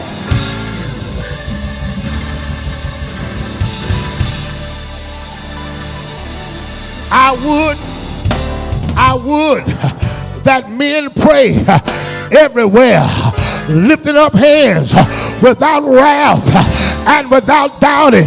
Somebody say glory. Can you say glory? Put your hand together and raise your hands and say, thank you, Jesus, for my deliverance. Thank you, Jesus, for my healing. Thank you, Jesus, for my breakthrough. Thank you, Jesus. Can I get just a few saints that will praise God in the building, lifting your hands, giving God glory, giving God thanks. Stand up on your feet as I get ready to end. If you have a desperate cry that you need God to answer, you have a desperate need that you need God to answer, you've got something that you need to come out of. If you're here, you got a child that need to be delivered, you got a husband that need to be saved, you got a family member that need to be healed. Somebody say hallelujah. I dare you to raise your hand. God will come to your rescue. Somebody say glory. Don't let the demons of hell make you put your hands in your pocket. Don't make the demons of hell make you cross your arms. You got power in your hands. Say glory. Say glory. Say glory. Lift up your hands and give God glory, and then lift up your head and say thank you. Thank you. Hallelujah. Hallelujah. Every miracle that God worked with Moses, I'm closing. He said to Moses, stretch out your rod and stretch out your hand. Stretch out your rod and stretch out your hand. When Moses was losing the battle against the Amalekite, he said, lift up your hands. This morning, your victory for your children is in your hand. I hear the Holy Ghost talking. He's saying to me, today is a miracle in your house. Today is a miracle for your children. He's doing something for children that are not in this building now. If you'll lift your hands and praise God, in 3 days, there's deliverance coming to somebody's child. You praise God until the drug habit loose your child. Get out of your seat and get up and get up and get up and praise God. Step out of your aisle while your hands are lifted up and just walk around the building and say, this is my victory. This is my deliverance. This is. Woo. Hallelujah. Hallelujah. Hallelujah. Hallelujah. Hallelujah. Hug somebody while you're walking. Unclothing y'all. Up in Shikataba. Up in the Yokasa. Hug somebody while you're walking and say, neighbor, you are coming up, out, and into. Somebody, I'm closing, but he won't let me go. Tell somebody, you're coming up, out, and into. Say it with me, up.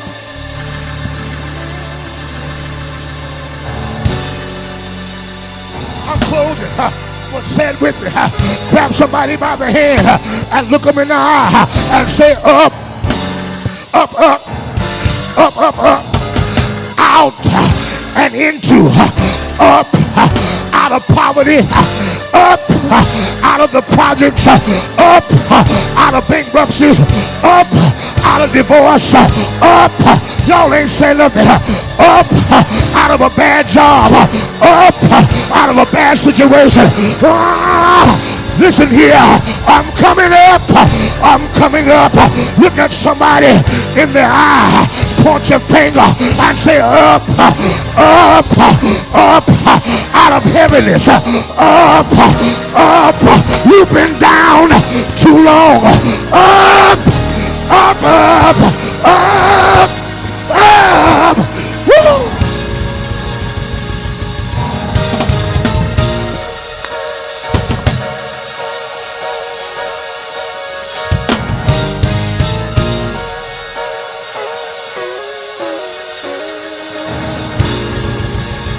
Hallelujah. Hallelujah. I don't know what it is that I've had you down so long. I don't know what it is that I've had you crying. I don't know which one of your children got you in depression. I don't know which one of your children won't stay out of jail. I don't know which one of your children won't stay out of trouble. I don't know what disease has got you down. Cancer, leukemia, lupus, high blood pressure, sugar diabetes. But I'm telling you, we're coming up. We're coming up. Can we praise him? Can we praise him? Can we praise him? Can we praise him? Hallelujah. Hallelujah. Hallelujah. As I finally close, just hug folk all over the building and tell them, you can't stay here. You can't stay here. You can't stay down. You can't stay depressed. You can't stay heavy.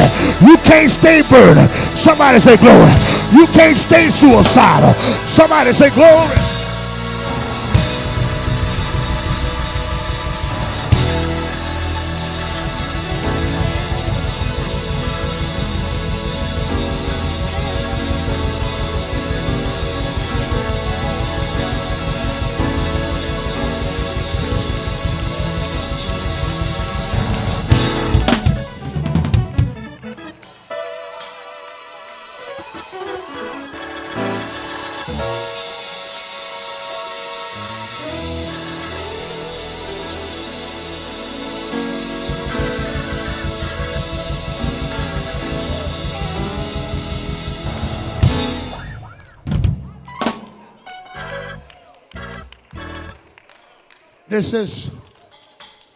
This is what the Lord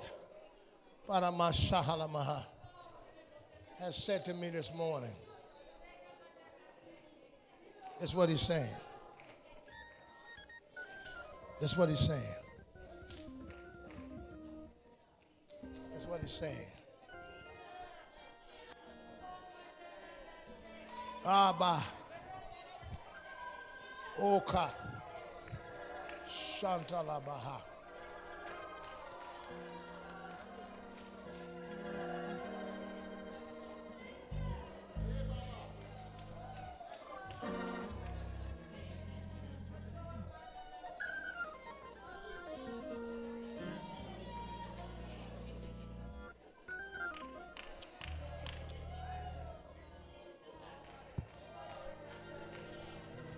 Tell you what he's saying.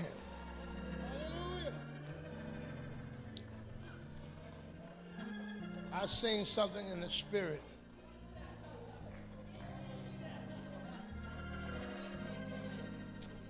The Lord showed me something.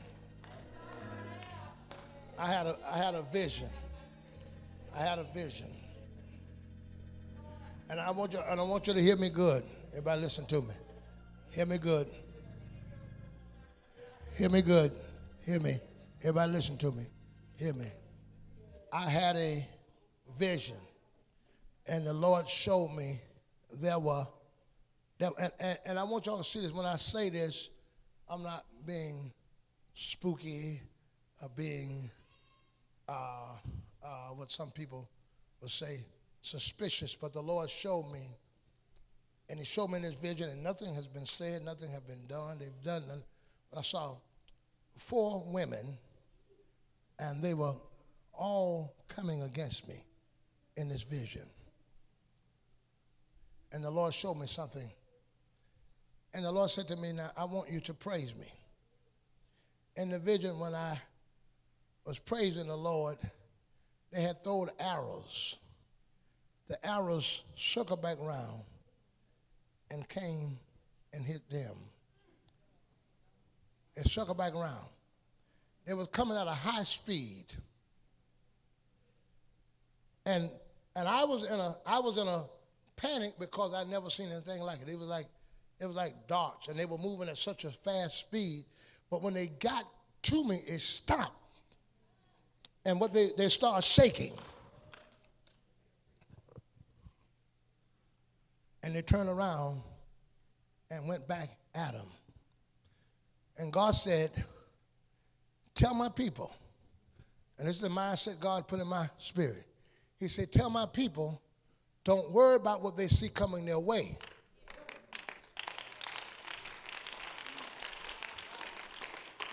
Because sometimes we get in panic and we get in fear because we see what's coming.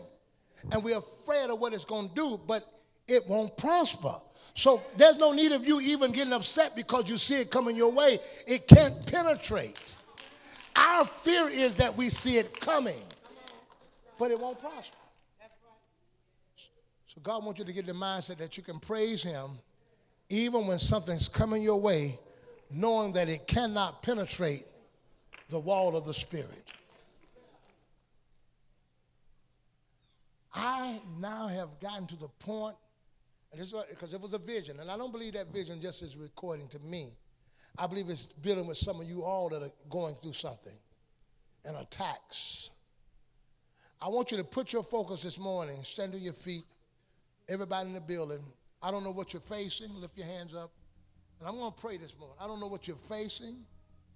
I don't know what you're dealing with. I don't know who you're dealing with it with. But I want you to lift your hands up in the air, everybody in the building. And I want you to ask the Lord for his protection. Hallelujah. Lift them up. Thank you, Jesus. Thank you. Thank you for my protection. Thank you, Lord, that no weapon, no ambush, no trick, no deceit, whatever the devil is planning, some of you all are up against an administrative demon on your job. People are doing things administratively and fighting against you administratively in high places. But don't worry, God said it won't prosper. With your hands lifted up. Santa Mashanda. Somebody got a jealous boss. Somebody going through something with the school. Somebody going through whatever it is. God, I lift your hands, Jesus. Hallelujah. No weapon, no weapon, no weapon, no weapon. God, I denounce every undermined trick. Pray with me tonight. Every undermined trick that the devil has plotted. Everything that I don't see. God, I can't protect myself from what I don't see, but you see it. God sent it. Holy Ghost told me, he said, this time I'm going to make it obvious. I'm going to make it obvious. Some of y'all have people that's been coming against you and you've been speculating if it's this person or that person. God said, I'm going to make it obvious. I'm going to make it obvious. I remember one time, Elder Belcher and I was talking, and there was somebody, see, because God had put a mark, and I had it happen here. There was somebody that was come against him in the church. I don't know if Sister Cowart remember this. They was coming against him in the church, and they was really fighting real bad, and Elder Belcher went and prayed and said, God, I don't know who it is and what they're doing. He said, but God, he had one, he said, I think she the one doing it. He said, but Lord, I don't know, and I don't want to accuse anybody. He said, God, mark them so I know who they are. And the sister that was doing it, she went and got, something happened, and a big old, something hit her heart, and it put a mark over her whole face. And that was the one they was talking about, and the Lord identified. Let me tell you something. There are people in your life that are doing things undercover and doing sneakily. God said he going to mark them.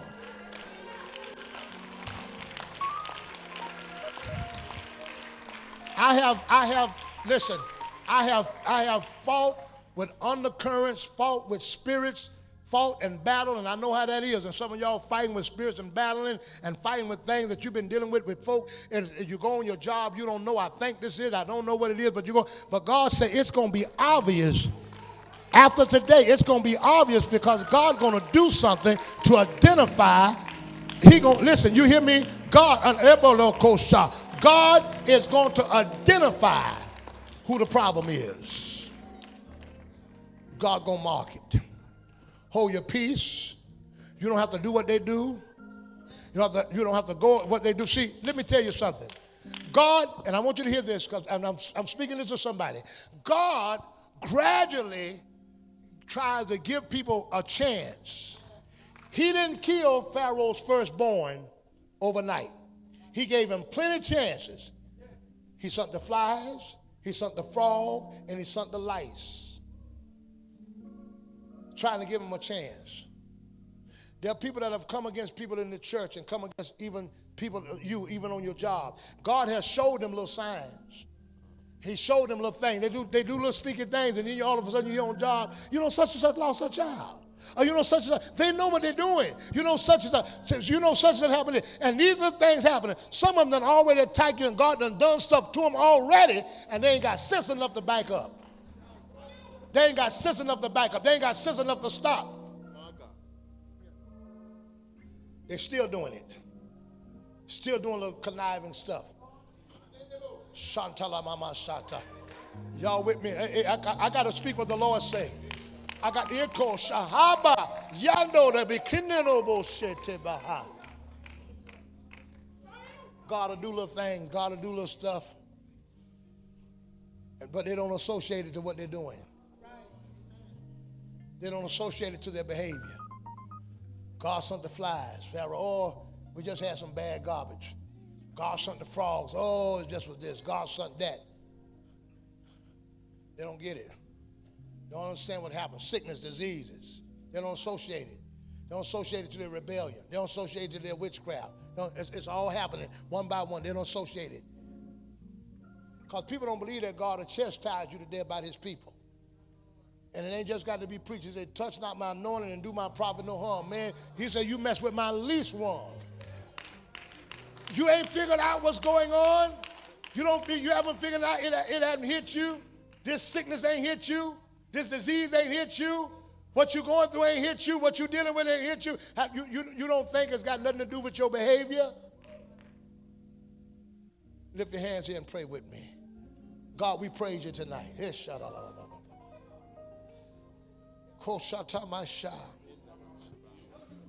We praise and glorify you in this service tonight. We're thanking you tonight, Lord, in the name of Jesus. You know what many of us are going through. And God, many have came in this place heavy and weighted down with what they have dealt with. Some have come, God, the trials of life and the trouble of life have depressed them and brought them into a place of heaviness. But God, in the name of Jesus tonight, we pray that you release these saints from the spirit of heaviness. Release them from the spirit of gloom. Release them from the spirit, God, of oppression, God, so that you can bring us out of the conditions. And God, every spirit of heaviness that's in this building this morning, every spirit of weight, God, we rebuke it. We come against it in the name of Jesus. God, we praise you tonight for true deliverance. The deliverance that only you can give. We praise you tonight for true victory. The victory that you can only give in the name of Jesus. And God, as I minister to this church, as I lead the saints, as I pastor, as I preach, as I teach, God, you know the challenges that I face. You know the burdens that I carry. God, as I'm trying to lead your people, God, from one destination to another, God, I pray that you would give me strength. And God, those that are assigned to work with me, give them strength. Thank you for the ones that minister to me, Lord, in the name of Jesus. God, I praise you in the name of Jesus. God, you've given me this assignment. Y'all pray with me, saints. You've given me this assignment to lead such a great people. From projects to subdivisions. From buying from stores to owning our own grocery stores. God, from going to other schools to building our own. From being borrowers to being lenders. God, it is a task. Come on, y'all, lift your hands and pray with me. Now, you know I pray for y'all every Sunday morning. I want y'all to pray with me and pray together so that we can make this happen. Come on, pray for me. Lift your hand this way. Pray for me, Lord. You know the challenges that put before me. God, this year, make it easy. Make it lighter. God, help us to be able to run through oppositions. And God, everything that's standing in the way of the saints of God and of this ministry, prospering, move it, God, so we can move in speed. Give us speed this morning. Why don't you join hands with somebody? And I want you to pray for me and pray for the ministry. Join hands. Join hands. God's going to hear your prayer this morning. I want you to pray with me.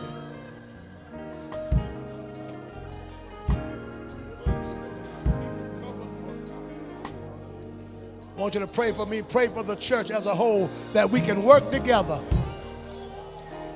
Move every negative spirit.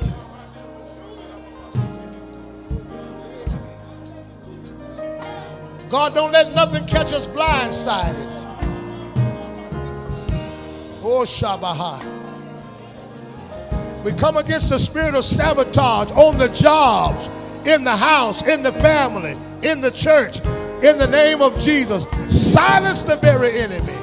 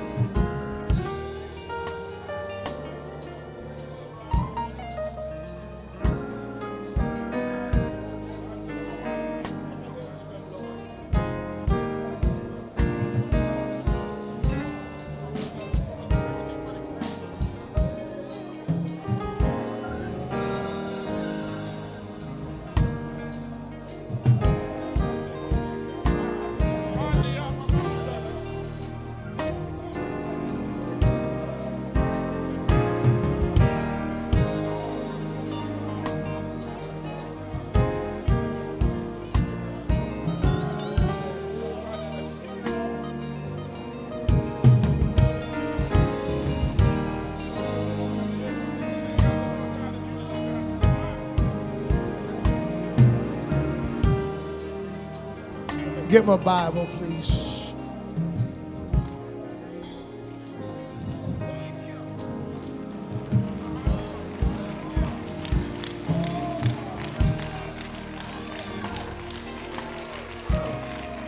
The Lord brought you to hear this message.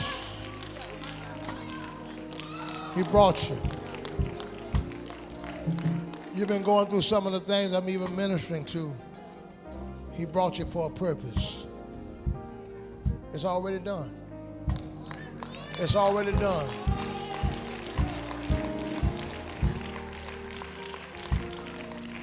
No weapon that's formed against you shall prosper. Jealousy won't prosper. Envy won't prosper. Lies and rumors won't prosper. Ishabahata. Adasha. Elabosanda koshantaha.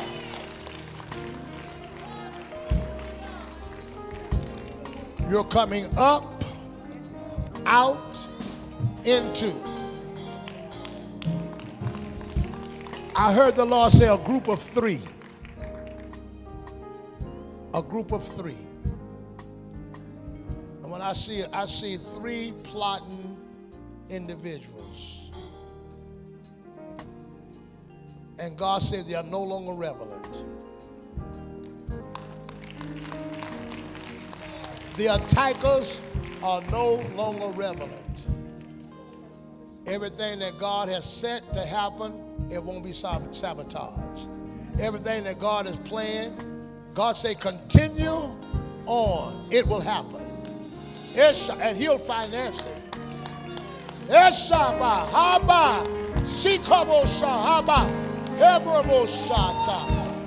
What was sent to destroy you will bless you. Shanda, Hoko Shanta, Hirimo Shanda, Halabo Shanda, La Baba Shete. They that are with you are more than they that are against you. Akosha, Abasha. Even as the prophet prayed for the gentleman's eyes and his eyes was open, God is getting ready to show you victory in so many ways. Show you victories in so many areas. And one shift from one place is a shift into another. God has forced you out of a place. Places that you wouldn't move, he forced you out because your better wasn't your best. But now where you're going, it's going to compensate for everything that you went through. Somebody ought to give God praises. Give God praises.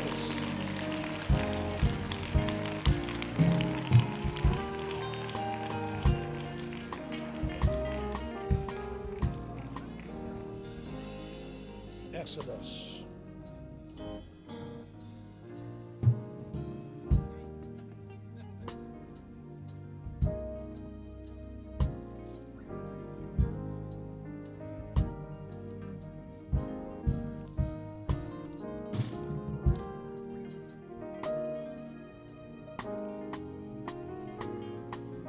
In the book of Exodus, God spoke to Moses. And he told him to go down to the Pharaoh and tell him that Israel is my firstborn son. He said, let him go. And if you don't let him go, God said, I'm going to get your firstborn. Listen to me. I want you to hear this. God went after Israel's firstborn, Egypt's firstborn, because they had his firstborn. Now, sometimes God can be very petty. He said, you got my firstborn, I'm heading for yours. God spoke to me this morning, and that says that something is getting ready to happen to the attackers.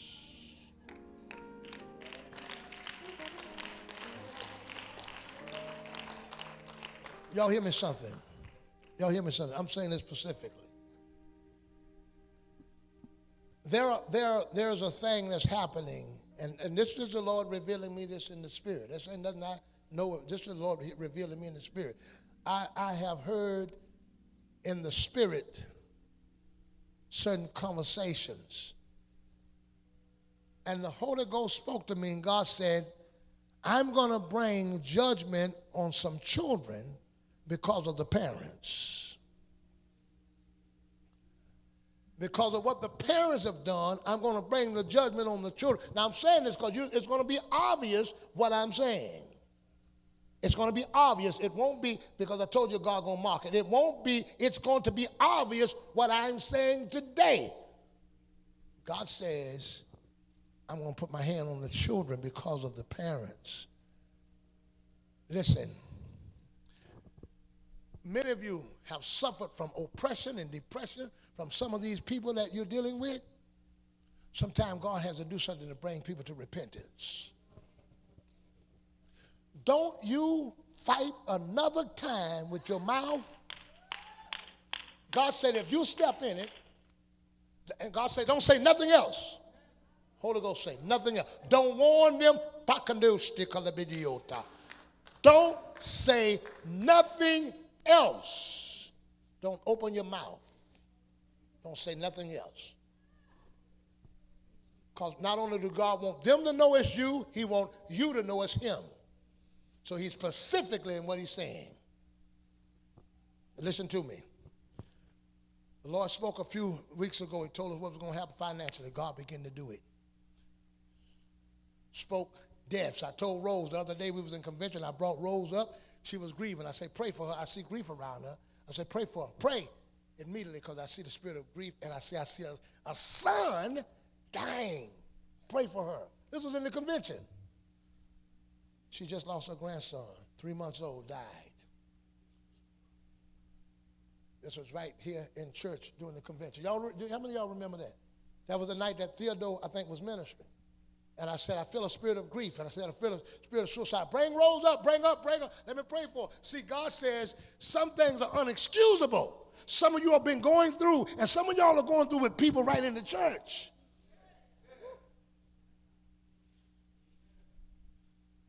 God is getting ready to show himself. Don't you do another thing. God said, don't argue and fuss with them. I'm backing. I want you to back up. I'm stepping in. Vengeance belongs to God. Don't go back and forth no more with anybody. Don't fuss. It's mine now. God said it's mine now. It's in my hand now. Leave it, your sokliya santaba. You become too depressed and become too heavy. It's distracting you from me. Holy, holy, my sito kota shambakona mahosha. Santa kanana mahasa. Talakoro mashira tolomakata. God said, make no mistake. I'm telling you ahead of time what I'm going to do. I told Pharaoh what I was going to do. I didn't wait. I told him I'm bringing the frogs. I told him I'm bringing the lice. I told him, and then I did it. I said it, and then I do it. God has said, and back it up. God said, I can back it up. I can back it up. You just back up. Let me have it. Today, leave out of this building free. Don't go gossip about it. Don't go run your mouth about it. Don't treat anybody any different. Stop speaking. Some of y'all don't stop speaking. Stop speaking. Stop avoiding them people. Treat them nice. Treat them kind. God said it's in my hand now. Leave it alone. Leave it alone. Leave it alone. God said, I've seen. This is what got God's attention. He said, I've seen the afflictions. I saw how you're being treated. That's what he said. I've seen the afflictions of my people. I see what Pharaoh's doing. I watched this 400 years. Pharaoh, I gave you 400 years to leave my people alone, and you still bother them. That's a long time. And some of y'all get a little upset because it's been so long since God have done some things.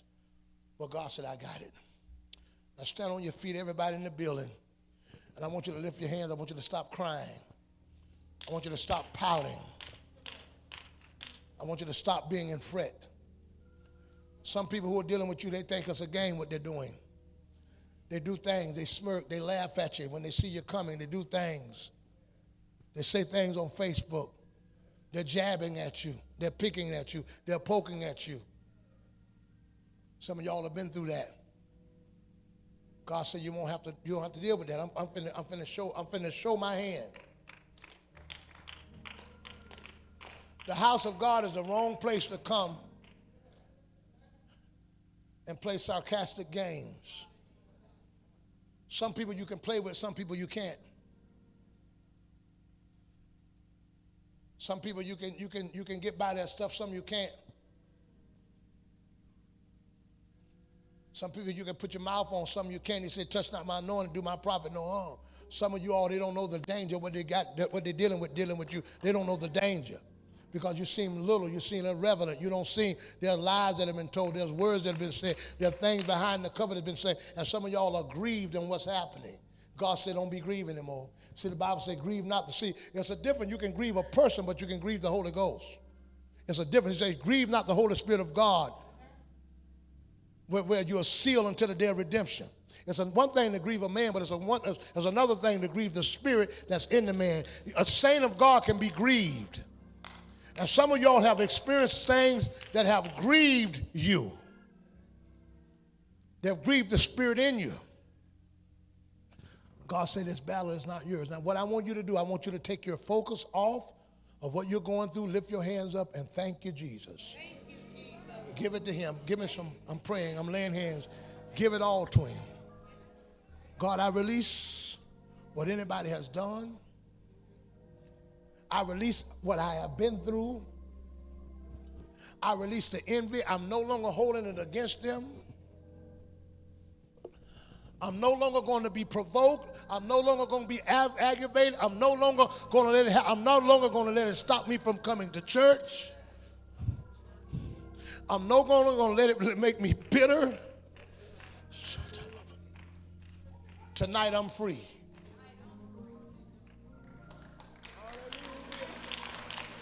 I'm free. I'm free. Some of y'all talk too much. Some of y'all talk too much. You got to keep your mouth off of people. You talk too much. You're doing too much. The Lord said you're doing too much. You're doing too much. You're doing too much. You're putting your hand on dangerous people. You're putting your mouth on dangerous people. You're doing too much. You're doing too much. I'm warning you. I'm warning you. You're doing too much. Little people who may not be big in your sight, God look at them differently. Everybody in this building, just walk up now. Anybody want prayer, just walk up now. I'm getting ready to pray. I'm getting ready to pray. I'm getting ready to lay hands. I've done what the Holy Ghost told me.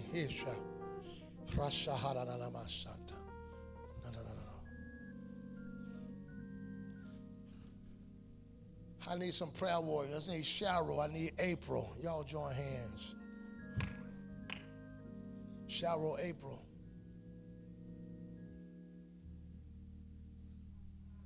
Come here.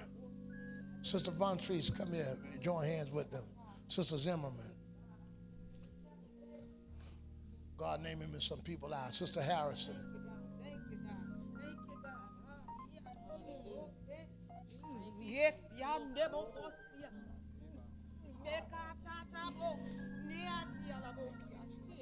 join hands there.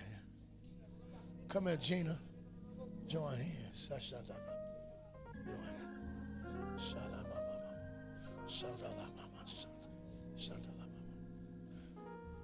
Sister Cheryl, y'all come in 1 minute before you go. Come in 1 minute. Come in 1 minute. Back up, everybody, back up. Back up, back up, back up, back up. This is what I want you to do. Back up, y'all move. I want y'all to come right here in the middle, right in the middle. Y'all join hands. And that's right. And face this way while you join hands. Go down to that speaker. 1, 2, 3, 4, 5, 6. I need one more. This is Cowart. Come with him.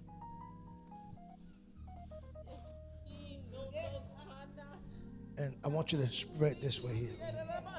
Now the Lord told me to pray. The Lord said there's a spirit of division that runs underneath. And now listen, there is nothing surfacing. Nobody said nothing to me. I'm telling you what the Holy Ghost showed me. And God says that he wants his people as one. So as they're praying, I want y'all to pray together. And there's a wall that needs to move. And while they're praying, the wall of divisions and separations, I want the whole church joining hands now. I want you to pray, Jesus. God, we come against any divisions, separations.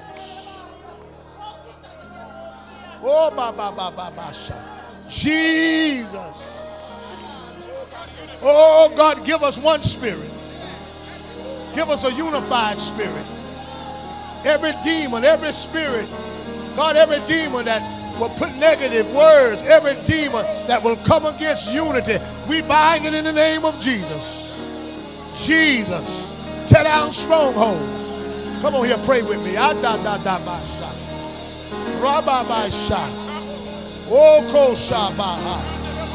Jesus. Come on, pray, saints. In the name of Jesus. Bind gossip. Bind malice. Bind strife. Hey, bind separation. In the name of Jesus. Oh, God, come against the enemy. Every plan, every trick, every trap. In the name of Jesus, we come against it.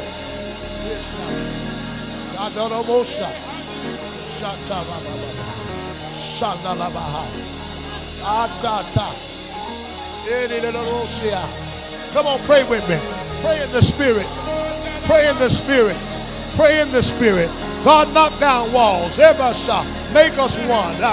Pray in the spirit.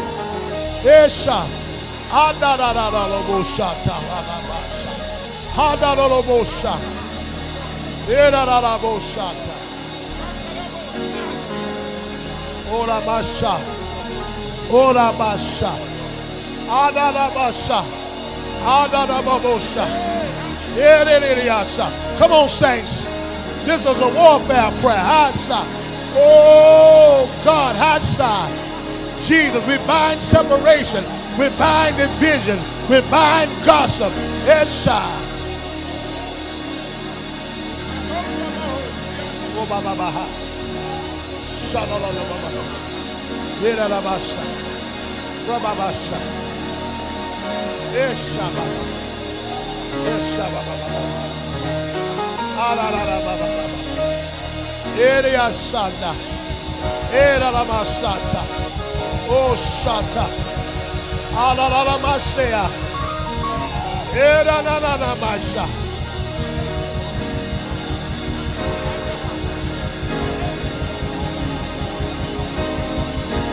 Thank you, Jesus. Thank you, Jesus. Thank you, Jesus. Thank you, Jesus. Thank you, Jesus. Thank you, Jesus. Thank you.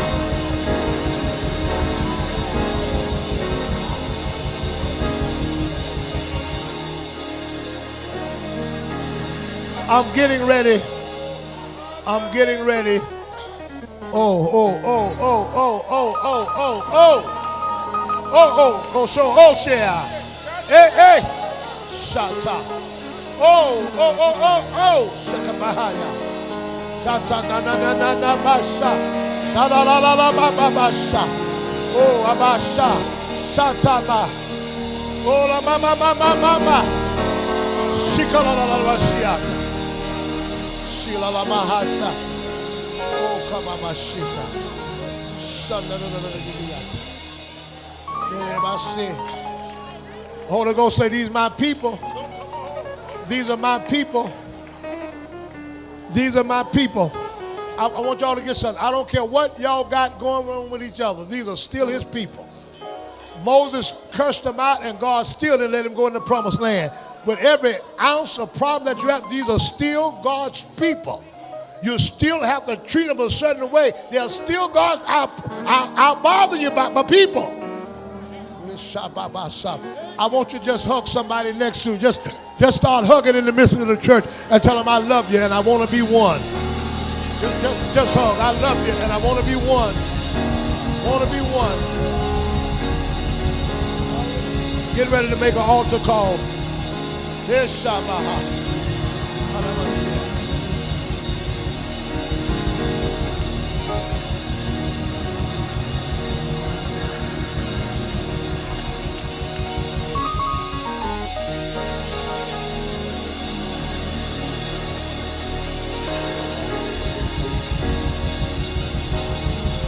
Somebody praise God. Oh, my son. The Spirit of the Lord is here.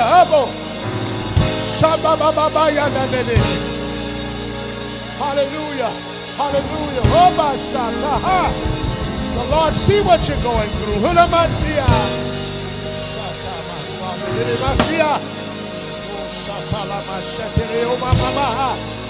Come on, saints, praise God. Victory is here.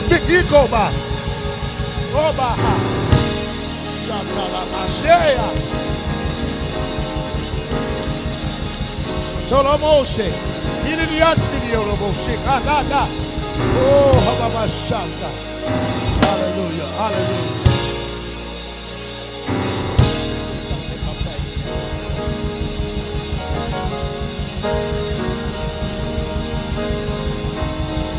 We got one being baptized in the name of Jesus today.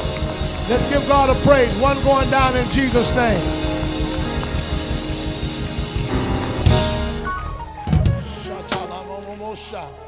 Anybody else want to go down? Now y'all.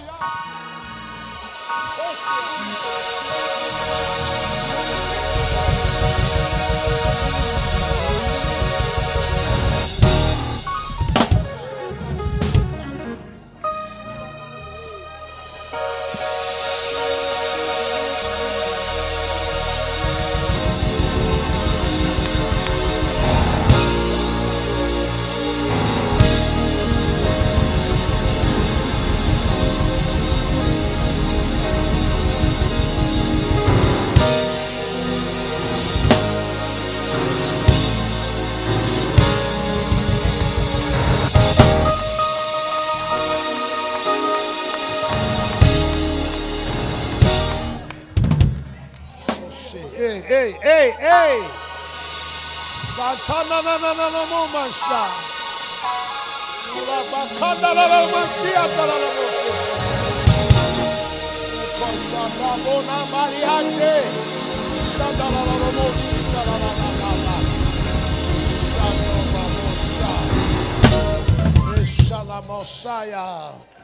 I'll fight your battle. I'll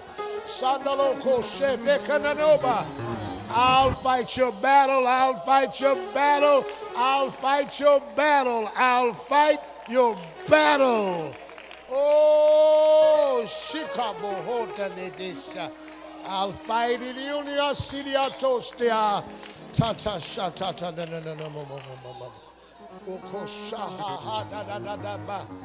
Uramasa. Sandalo Soda Mosha. I've seen the fakeness. I'll fight your battle. You don't worry. No sha. No sha. Holy Ghost say this, man. Listen, let me tell y'all something. Praise, worship, preaching, teaching is too dangerous for you to be playing games with people. Praise belongs to God. Worship belongs to God. Thank you.